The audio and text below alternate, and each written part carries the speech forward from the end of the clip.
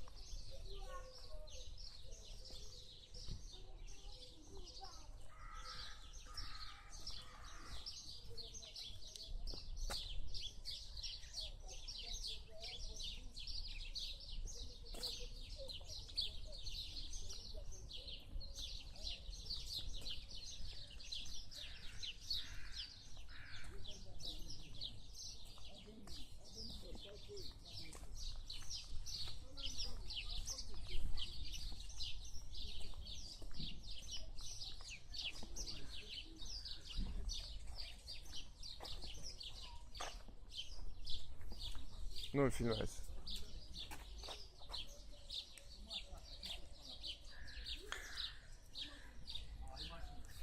Vreau să pun un filmuleț pe Facebook. Am auzit că vor să desfințeze parcul și... Ce idioți! Vreau să fac apel la oameni, că poate mai există oameni. Au mai vrut odată și am ieșit aici și a venit Oprescu și n-au făcut ce au vrut, dar acum văd că insistă și vedem ce putem să facem. O zi bună, Săruna!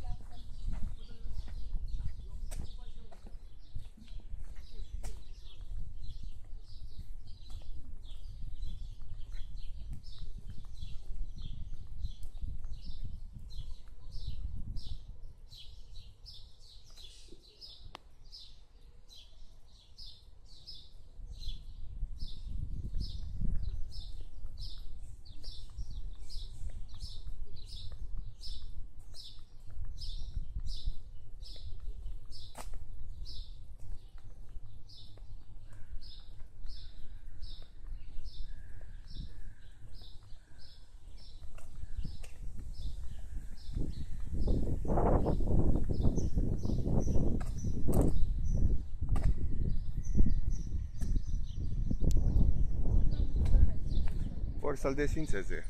Tot parcul. Da. Păi până la urmă au câștigat ăștia, că nu știu cine sunt, de au avut ei aici loc.